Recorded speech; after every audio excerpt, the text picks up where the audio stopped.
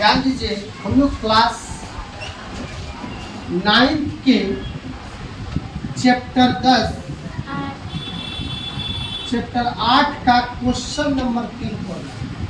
इसके पहले 2 question chapter 8 का 8.1 का पहला और दूसरा क्वेश्चन हम लोग पढ़ लेंगे। साथ ही साथ हम लोग तीसरा क्वेश्चन पढ़े। पहले क्वेश्चन में पढ़े हैं चतुर्भुज के कोणों का योग 360 डिग्री किस प्रकार होता है। दूसरे क्वेश्चन में पढ़े हैं कि यदि कोई आयत है तो उसका एक कोण 90 डिग्री का कैसे होगा। तीसरे क्वेश्चन में मैं पढ़ रहा हूँ, इसमें आपको मैं बता रहा हूँ क्वेश्चन क्या कह रहा है, दर्शाइए कि चतुर्भुज का विकर्ण, जो विकर्ण है AC और BD, यह जो विकर्ण परस्पर समकोण पर समद्विभाजित करती है, यानी यहाँ जो काट रही है इसके बीच की कोण कितना बन रहा है 90 डिग्री, और साथ ही साथ ये दोनों भुजाओं को क्या कर रही है, बराबर भागों में विभाजित कर रही है। यानी यह भुजा मान लीजिए यह AO जितना होगा उतना ही, यानी AO बराबर क्या हो जाएगा OC होगा। यही दिया हुआ है और ये साबित भी करना है, मतलब यह दिया है। और उसी तरह BO बराबर DO भी दिया है, यह चीज दिया है तो समद्विभाजित करती है तो वह एक समचतुर्भुज होगा। हम लोग को सिद्ध कर देना है कि AB बराबर DC और AD बराबर BC, चारों भुजाएं आपस में क्या हो बराबर। साथ ही ध्यान दीजिए, हम लोग दिया है वही चीज लिखेंगे, जो चीज दिया है क्या क्या कि AC एवं BD को बिंदु O समद्विभाजित करती है। क्या करती है, समद्विभाजित करती है। तो यानी AO बराबर OC, ध्यान देंगे, और BO बराबर OD होगा कि नहीं होगा, होगा ना। अब साथ ही साथ एक और चीज दिया है कि AOB बराबर कितना है, और AOB बराबर कितना 90 डिग्री दिया है। यानी समकोण का मतलब क्या होता है 90 डिग्री दिया है। अब ध्यान दीजिए साथियों, सिद्ध क्या करना है, सिद्ध करना है ABCD एक समचतुर्भुज है, मतलब कि सभी भुजा को बराबर कर देंगे तो हमारा क्या हो जाएगा, या अगर लिखते AB बराबर BC बराबर CD बराबर AD अगर साबित कर दें तो हमारा काम बन जाएगा। आइए प्रमाण में देखते हैं। प्रमाण में ध्यान दीजिए, हम लेते हैं 2 त्रिभुज, एक लेते हैं AOB त्रिभुज AOB एवं त्रिभुज COD त्रिभुज COD। एक एक स्टेप समझेंगे, एक एक लाइन समझिएगा AOB और COD में। ध्यान दीजिए, मैं लिख दूं AOB में AO बराबर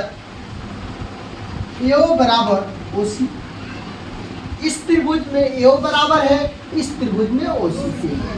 दूसरी चीज मैं लिखूं, इस त्रिभुज में BO बराबर OD है कि नहीं है, आप बताइए। इसमें AO बराबर OC, इसमें BO बराबर OD। और एक मैं ये भी लिखता हूँ, कोण AOB बराबर कोण COD, यह शीर्षाभिमुख कोण है। कौन सा कोण है, शीर्षाभिमुख कोण। आप ध्यान दीजिएगा, जब किसी त्रिभुज के 2 भुजाएं बराबर हो और उनके एक कोण बराबर हो तो वह त्रिभुज क्या कहलाता है, सर्वांशम कहलाता है। क्या कहलाता है, सर्वांशम। इसलिए त्रिभुज AOB सर्वांशम त्रिभुज COD किस नियम से, 2 भुजाएं और एक कोण बराबर है, इसलिए हम लिखेंगे SAS। अब देखिए, आप जानते हैं कि कोई त्रिभुज अगर सर्वांशम होगा तो बाई CP से,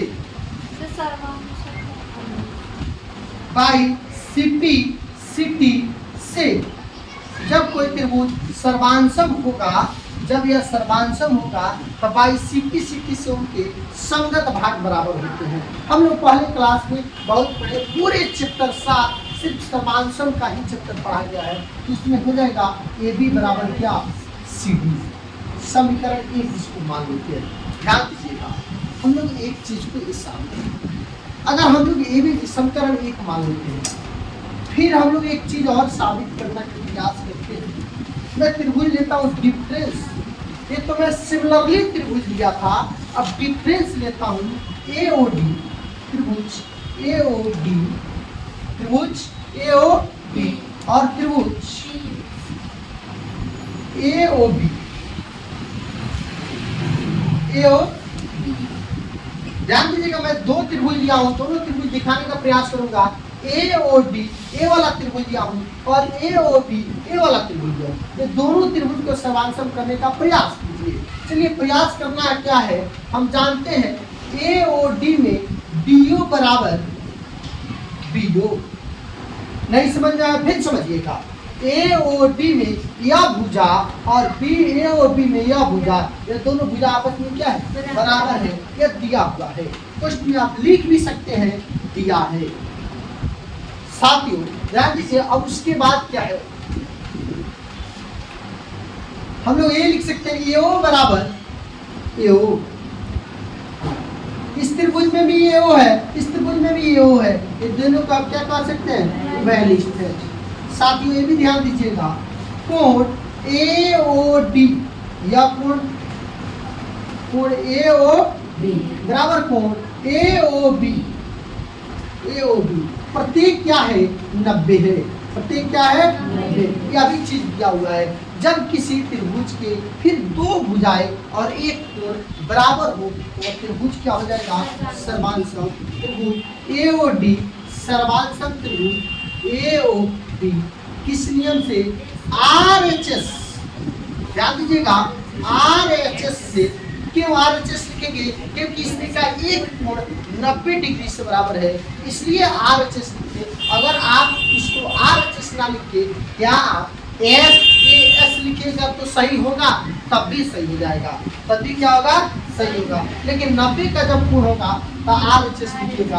अब ध्यान दीजिएगा, यहाँ हम आपको इंगित कर रहे हैं बाई सीपी सिटी से, बाई सीपी सिटी से, जब सीपी सिटी से होगा तो एडी बराबर एबी लिख सकते हैं कि नहीं लिख सकते हैं, एडी बराबर एबी। समीकरण कितना, आप समीकरण 1 और 2 में देखिएगा, 1 में 2 में देखिएगा, एबी एबी खत्म तो क्या हो जाएगा, समीकरण 1 तथा 2 से एबी एबी खत्म तो क्या बचेगा, एडी बराबर सीडी, एडी बराबर क्या हो गया, सीडी। आपने अभी सिद्ध किया है ए बराबर या बराबर या, अब सिद्ध कर दिए या बराबर या।